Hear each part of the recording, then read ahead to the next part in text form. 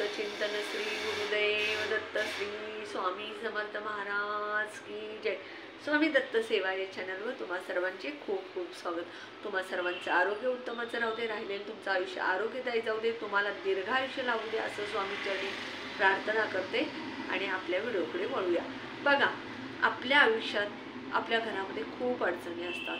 आपल्या घरामध्ये सतत भांडणं, सतत वाद, कटकटी, पैसा येत नाही, लक्ष्मी टिकत नाही आणि आपल्या घरामध्ये पैसे येण्यासाठी, लक्ष्मी टिकण्यासाठी आपल्याला काही उपाय करायचे आहेत। बघा, हळदीचा उपाय मी एक तुम्हाला सांगणार आहे। म्हणजे हळदचं महत्त्व काय आहे तुम्हाला सांगणार आहे। बघा, हळद हे जे आहे त्या हळदपासून आपण आरोग्यासाठी हळद वापरतो, पूजेसाठी वापरतो, हळदी कुंकवासाठी वापरतो, स्वयंपाकात वापरतो, लग्नामध्ये लग्न कार्याच्या आधी आपण हळद लावण्याचा कार्यक्रम करतो। एवढं हे हळदीचं महत्त्व जसं आहे तसं माता लक्ष्मीला आकर्षित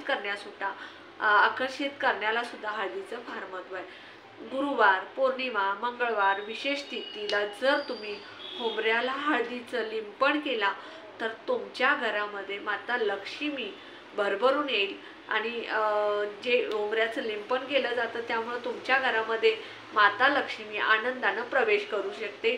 बाहेरची निगेटिव्हिटी येत नाही, घरात सकारात्मकता राहते। तर बघा, जे आपण गुरुवारी वगैरे हळदीचं लिंपन करतो, मंगळवारी विशेष तिथीला, तर गुरुवार हा जो गुरुग्रह आहे तो मजबूत होण्यासाठी आपल्याला आपण यशस्वी होण्यासाठी आपण गुरुबळ स्ट्रॉंग होण्यासाठी आपला गुरुबळ चांगला असेल तर तो अजून मजबूत होण्यासाठी, ज्यांचा गुरुबळ कमकुवत आहे त्यांना सुद्धा मजबूत होण्यासाठी आपल्याला हळदीचे उपाय करायचे असतात। कारण आपल्या घरामध्ये आपण हळदीचे जेवढे उपाय करू तेवढे आपल्या आयुष्यामध्ये खूप चांगलं। गुरुवारी आपण हळदीचं चिमूटभर आंघोळीच्या पाण्यात टाकून आंघोळ करणे, दारामध्ये हळदीचं पाणी शिंपडणे, किंवा जरी देवपूजा तुम्ही करायला बसता, देवपूजा करत असताना तुम्ही एखाद्या ग्लासभर पाणी आणि त्यामध्ये चिमूटभर हळद टाकून तुम्ही पूजा करेपर्यंत ते पाणी देवघरात ठेवला आणि देवपूजा झाल्यानंतर हे पाणी तुम्ही तुमच्या हुंबऱ्यावरती, अंगणाच्या बाहेर आणि घरामध्ये शिंपडला तर बाहेरून येणारी नकारात्मकता त्या पाण्यानं, हुंबऱ्यावरच्या आणि बाहेर शिंपडलेल्या पाण्यानं येत नाही। घरामध्ये शिंपडल्यामुळं घरात सकारात्मकता राहते, लक्ष्मी टिकते, हे त्यामुळे होतं।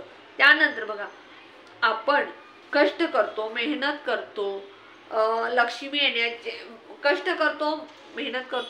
येण्याचे पूर्ण मार्ग बंद होतात आणि त्यामुळे आपल्या घरात सतत भांडणं, कटकटी, दारिद्र्यता, गरिबी हे सगळं होतं। आणि हे गरिबी आणि दारिद्र्यता दूर करण्यासाठी मी तुम्हाला 1 रुपयाची 5 नाणी त्याचा उपाय सांगणार आहे। बघा, 2 रुपयाची 5 नाणी नको, 5 रुपयाची नाणी नको, 10 रुपयाची नाणी नको, 1 रुपयाची 5 नाणी घ्यायची आणि त्यानंतर तुमची रोजची देवघरातली पूजा कुठल्याही दिवशी तुम्ही हा उपाय करू शकता। आठवड्यातल्या कुठल्याही दिवशी सकाळी हा उपाय पूजा केल्यानंतर करू शकता। आपण सगळी रोजची नित्यनेमाची पूजा करायची। त्यानंतर तुम्ही तुमच्या देवघरामध्ये बसायचं, एक डिश घ्यायचं आणि त्या डिशमध्ये 1 रुपयाची 5 नाणी ठेवायची। ती नाणी स्वच्छ धुवायची आणि त्या नाण्यामध्ये 1 चमचा हळद आणि थोडं पाणी टाकायचं आणि ती हळद ओली करायची, पेस्ट करायची आणि दोन्ही बाजूनं त्या रुपयाच्या नाण्याला लावायची आणि त्यानंतर माता लक्ष्मीचा तुमच्या घरामध्ये मूर्ती असो, फोटो असो किंवा विष्णू लक्ष्मीचा फोटो असो, त्याच्यासमोर ती प्लेट ठेवायची, 5 रुपयाची 1 नाणी जी हळद लावलेली असतात ती, आणि 3 वेळा लक्ष्मी अष्टकम आणि 1 वेळ श्रीसूक्त, 1 वेळ विष्णू सहस्त्रनाम, 108 वेळ गायत्री मंत्र म्हणायचा आणि त्यानंतर तुम्ही 4 कापड घ्यायचं, पिवळ्या कापडाचे तुकडे घ्या, पिवळं कापड नसेल तर पांढरं घ्या, पण त्याला हळदीनं पिवळं करा आणि प्रत्येक 1 कापडमध्ये अशी 4 नाणी तुम्ही 4 कपड्यामध्ये बांधायची। छोटे छोटे 1 रुपयाचं नाणं बसेल अशा मापाचं कापड घ्यायचं आणि ती 4 नाणी त्या कापडमध्ये बांधायची आणि हे एक एक नाणं 4 कोपऱ्यात तुमच्या घराच्या तिथे ठेवायची, बांधायची. कशातही ठेवा, बांधा, कसंही करा, तुम्ही 4 कोपऱ्यात 4 ठेवायचं. 1 रुपयाचं जे नाणं आहे ते तुम्ही प्लेटमध्ये जसंच्या तसं ठेवायचं. आणि दररोज तुम्ही काय करायचं, 41 दिवस हा उपाय करायचा. म्हणजे ते 4 नाणी तुम्ही ठेवली 4 कोपऱ्यात, पण 1 रुपयाचं नाणं आहे त्यानं 41 दिवस आपण हा उपाय करायचा. दररोज पूजा केल्यानंतर त्यामध्ये थोडी हळद आणि पाणी टाकून त्या 1 रुपयाच्या नाण्यानं तुम्ही तुमच्या हुंबऱ्यावरती, तुमच्या हुंबऱ्याच्या बाहेर पाणी शिंपडायचं आणि घरामध्ये पाणी शिंपडायचं. त्या 1 रुपयाच्या नाण्यानं ते पिवळं, म्हणजे आपण डिशमध्ये 1 रुपयाचं नाणं एक शिल्लक राहिलेलं असतं, त्यामध्ये दररोज थोडं 1-2 चमचे पाणी घाला आणि चिमूटभर हळद टाका आणि त्या 1 रुपयाच्या नाण्यानं तुम्ही सगळीकडे हुंबऱ्यावरती, हुंबऱ्याच्या बाहेर, तुमच्या घराच्या बाहेर, तुमच्या अंगणात, तुमच्या घरात सगळीकडे तुम्ही त्या 1 रुपयाच्या नाण्यानं पाणी शिंपडायचं हळदीचं. त्यामुळं काय होईल, तुमच्या घरामध्ये सकारात्मकता निर्माण होईल, नकारात्मकता निघून जाईल. तुमच्या घरात बाहेरून येणारी नकारात्मकता आहे ती सगळी थांबेल आणि तुमच्या घरामध्ये लक्ष्मी यायला सुरू होईल. जसं जसं तुम्ही दररोज हे उपाय करत राहाल तसं तसं तुमच्या आयुष्यात लक्ष्मी वाढायला सुरू होईल, लक्ष्मी स्थिर होईल. तुमच्या घरातली कटकटी, भांडणं, दरिद्रता, गरिबी सगळं निघून जाईल. हा उपाय करत असताना बघा, तुम्हाला असं वाटलं की आता थोड्या आपल्या घरामध्ये पैशाचे चलन चालू झालेलं आहे, पैसा येतोय, त्यावेळेला पहिलं नाणं एकादशीला एका देवळाच्या मंदिरात गरीबाला, देवळाच्या मंदिराबाहेर जो गरीब माणूस बसलेला असतो, त्या गरीब भिकारी वगैरे व्यक्ती बसलेले असते त्याला दान करायचा. त्यानंतर अजून थोडं तुमच्या आयुष्यात पैसा येतोय, वाढतोय, तुमच्या घरातली थोडी थोडी गरिबी दूर व्हायला लागली, तुम्हाला पैसा वाढतेला असा आलेला स्थिर राहतोय असं वाटलं तर 2 रुपया जो कोपऱ्यात ठेवलाय तो दुसऱ्या वेळेला दान करायचा मंदिराच्या बाहेर.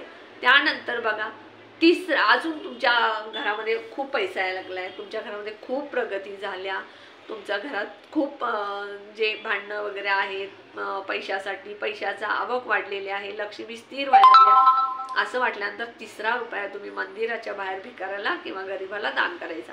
त्यानंतर बघा, तुमच्याकडे भरपूर पैसा आलाय, लक्ष्मी टिकले, स्थिर झाले असं वाटल्यानंतर 4 रुपया तुम्ही मंदिराच्या बाहेर गरीबाला दान करायचं. हे 4 तुम्ही रुपये दान करायचे. त्यानंतर जो तुमच्या प्लेटमधला 5वा रुपया आहे, हळदीनं जो तुम्ही रोज हळदीचं पाणी करून ज्या रुपयानं शिंपडतात, तो 41व्या दिवशी त्याची एका लाल कापडमध्ये पुरचुंडी बांधायची आणि ती तुम्ही तुमच्या पर्समध्ये ठेवा, कपाटात ठेवा, तिजोरीत ठेवा, जिथे दागिने पैसे ठेवता अशा ठिकाणी तुम्ही हा 1 रुपया ठेवा.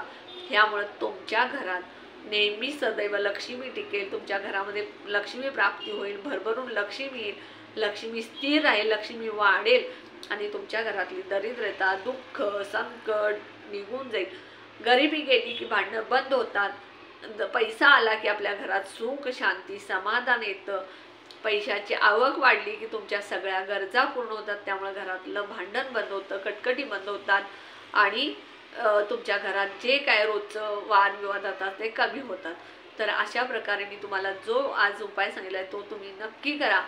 हा जो व्हिडिओ आहे तो मी कुठल्याही अंधश्रद्धा किंवा कुठलाही काही नाही सांगत, तर फक्त हा उपाय जो आहे तो मी वास्तुशास्त्रानुसार, ज्योतिषशास्त्रानुसार, ॲस्ट्रॉलॉजीनुसार, केंद्रानुसार सांगितलेला आहे.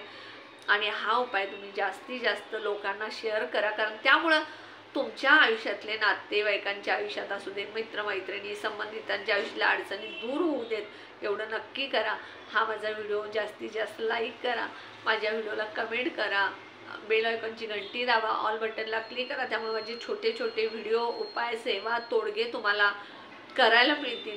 हे करून बघा तुम्ही. केल्याशिवाय कसं आहे, आपण जेवलं तर आपलं पोट भरतं, तसं आपण हा उपाय केला तर आपल्याला त्याचा फरक कळतो. त्यामुळे हा उपाय नक्की तुम्ही करा आणि तुमच्या आयुष्यातला जो अडचणी, दुःख, कटकटी, गरिबी, दरिद्र ते सगळं निघून जाऊ दे असं मी स्वामीचरणी प्रार्थना करते.